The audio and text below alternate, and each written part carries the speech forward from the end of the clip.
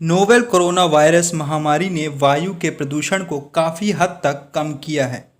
इससे ये दिखता है कि एक आपदा से ये लॉकडाउन जो लगाया गया है वो किस तरह से एक बदलाव लेकर हमारी पृथ्वी पर आया है। वायरस महामारी की वजह से इस सामाजिक स्वास्थ्य के लिए आपातकाल जैसे समय और इसकी अनिश्चितता ने हमें वायु प्रदूषण को देखने का एक नया नज़रिया दिया है। इससे मुद्दों और चिंताओं के कई स्वरूप उभर कर हमारे सामने आए हैं। एक तरफ तो अर्थव्यवस्था की रफ्तार में भीषण कमी देखी जा रही है, तो वहीं दूसरी तरफ इस लॉकडाउन की वजह से वायरस के फैलाव को रोकने के साथ ही प्रदूषण के मोर्चे पर भी सफलता मिल रही है।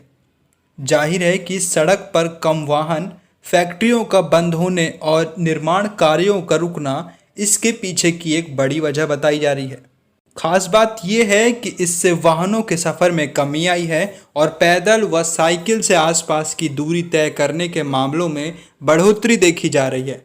आने वाले समय में विनिर्माण और ऊर्जा क्षेत्र फिर से अपनी रफ्तार पकड़ लेंगे, लेकिन इस त्रासदी से हमें इसकी एक सीमा तय करने में मदद मिलेगी। जहां तक वो विकास कार्य का उत्सर्जन को भी नियंत्रण करना अनिवार्य है, तो वहीं से बीमारियां भी काफ़ी कम हुई हैं। प्रदूषण की वजह से देश में हर साल लगभग 12 लाख लोग असमय मरते हैं। इसका कारण है कि हम वायु प्रदूषण के खतरे को ठीक से समझ नहीं पाए हैं। उदाहरण के लिए इस समय की त्रासदी ने हमें सामाजिक और कार्यस्थल के काम काज के तरीके में एक नए सिरे से परिवर्तन करने की गुंजाइश को पैदा किया है। इसने डिजिटल और आपसी जुड़ाव की क्षमता को समझते हुए कार्यस्थल की परिकल्पना को बदल दिया है। वैज्ञानिकों ने भी चेताया है कि अधिक प्रदूषण वाले इलाकों में इस महामारी का प्रसार खतरनाक तरीके से होगा। स्थिति बदतर होगी। इसकी वजह है ऐसे इलाकों में रहने वाले लोगों के फेफड़े में पहले की तरह कई चुनौती झेल कर खराब हो चुके होते हैं और इस वायरस के खतरे को यह बात कई गुना बढ़ा देती है।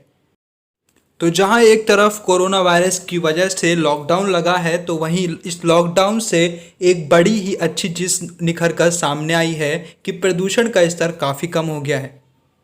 दिल्ली जैसे शहरों में जहां प्रदूषण का स्तर काफ़ी ज़्यादा होता था, तो वहीं आज अगर आप देखें तो प्रदूषण का स्तर काफ़ी कम है। आसमान बिल्कुल साफ दिखाई देता है इस वक्त। एक बात ये भी ध्यान रखनी होगी कि अगर लॉकडाउन की वजह से ये समय ऐसे ही बीत गया और हमारे पर्यावरण में इतनी उतार चढ़ाव होने के बावजूद भी प्रदूषण का स्तर कम हुआ है, तो हमें इसे आगे भी कायम रखना होगा।